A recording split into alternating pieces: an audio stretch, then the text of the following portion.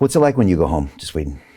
So I usually go there for a few weeks per year, like during summer, and I actually like it because it also helps me remind myself where I came from and like how big progress I've done. So that actually sometimes is very helpful, because of course I get inspired in Dubai a lot, but sometimes I also feel like, even sometimes I feel like I'm poor, which is so stupid. It's also a beautiful thing, isn't it? It's like, because, you always have someone with a crazy Bugatti or like a private jet. Like, there's always someone who's going to like be worth billions more than you, And it's good, but sometimes it also can make your head a little bit crazy. Right. And you forget what is real life. Right. You lose gratitude in that sense when they say comparison is the thief of joy. Yeah. And sometimes you see that and maybe your energy gets tweaked a little. Exactly. So we have to balance it. So I think it's good to be inspired, but it has to be balanced and not be comparing too much. And so when I go to Sweden, I'm back with my friends I was always friends with since I was a child, my family, my neighborhood, like since I was a child, like everything is very normal, and like I kind of like to go back there sometimes. I wouldn't want to live there, but going back there just a few weeks per year and just reflecting on like, wow, the person I am today. Like imagine if little Carl could see me now, it would be like, those are the moments where I feel very grateful. And I'm like, wow, like I did something great. I'm the person I always dreamt about being, Wow. So that's cool. Do you think Western Europe can turn it around? I mean, it's only getting worse, right? So I don't know. Like the safety is getting worse. I know London is horrible. Sweden is horrible. Most of Europe is very, very dangerous. I've had issues myself. Many of my friends have issues. So it's a danger zone. And it just goes to show that, politicians and the governments, they don't know always how to run things. And I honestly, like, I'm starting to think they're probably doing it deliberately, to be honest. Like, how stupid can you be, you know? So I don't know. I'm very disappointed, but the good thing with us is that we actually have the freedom of choosing where to live, right? But the problem with most people is that they don't. Like they're stuck in their mindset, right? So they think they have to stay there. But that's why it's even more important that I teach the law of attraction, so people can choose for themselves, like become a better person, become a successful person, and leave if you are not happy where you are, Yeah. And choose a better place.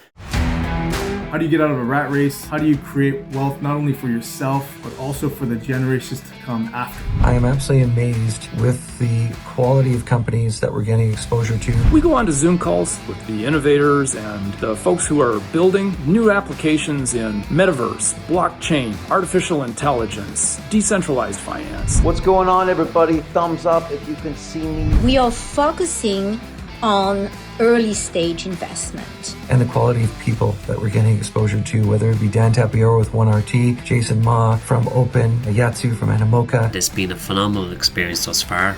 It has far exceeded my expectations.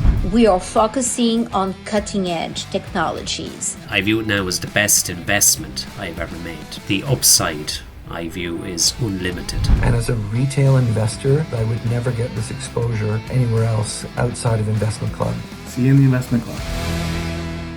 I think you have to vote with your feet, if it's not working, leave. Yep. And they have to get that feedback, Yeah. And I think the more people that do it, maybe they'll realize it, but I don't see it going anyway but down for the next few generations. I don't think they're going to get a Trump or someone that can come in and cut the waste and turn things around, and I just don't see that happening in those countries. So not at all. Yeah. In the meantime, vote with your feet.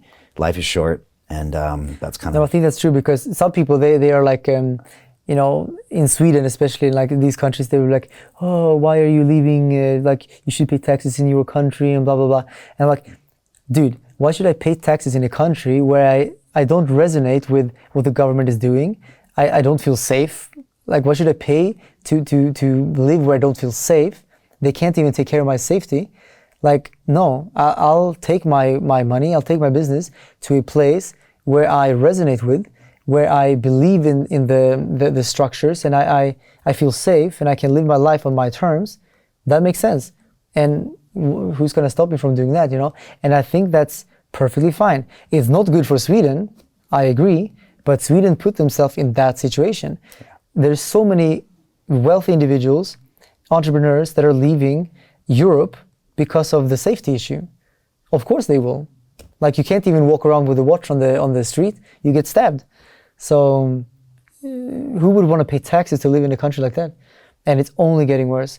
So that's why it's so important to live in Dubai for me. I mean, maybe it's the best thing we're doing for these countries, because maybe they'll stop and realize that they're going to have to make some fundamental changes, you know, if they want to keep these people. So, yeah. Talk to me about safety. You know, you're a high-profile crypto person, and these days it seems like there's an incident here and an incident there. And so, first of all, what can you tell people about how to stay safe? And is it something you have to think about all the time? And is that not very nice, or are there things you can do for your own security? Obviously, I don't share my location where I am in real time. If you look at my Instagram, you will always see my stories after I left the place, unless it's Dubai.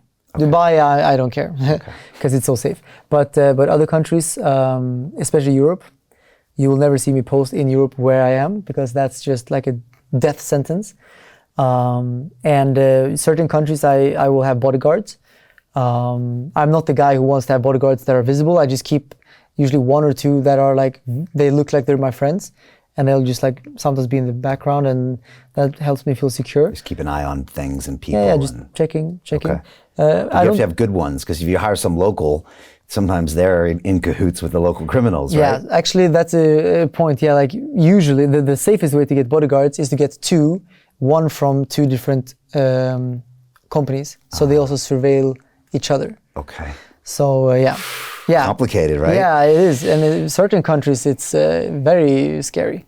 Right. Because they can be corrupt themselves. They can be the guy who literally takes you to the kidnappers, you know? Right. So it's crazy, but yeah, safety first. I think that's very important, and I try to be mindful of it. Yeah. Okay. Hey, I know investing in crypto is scary. It takes a real leap of faith, because there are so many scams, rug pulls, and bad actors out there. It's a dangerous business, which is why 95% of people lose all their money. Well, that's why I created the London Real Investment Club, so you can access the hottest deals on the planet and use the crypto bull market to create the generational wealth that you deserve. Join my team of over 100 people from around the world that are making millions of dollars behind the scenes investing in blockchain, AI, Web3 games, DeFi, Bitcoin, and more. Don't miss out. Click the link below to book a call with one of my team now. But hurry, this bull market will end soon. I know investing in crypto can be scary. That's why you gotta join the investment club. Pull the trigger. Let's do this.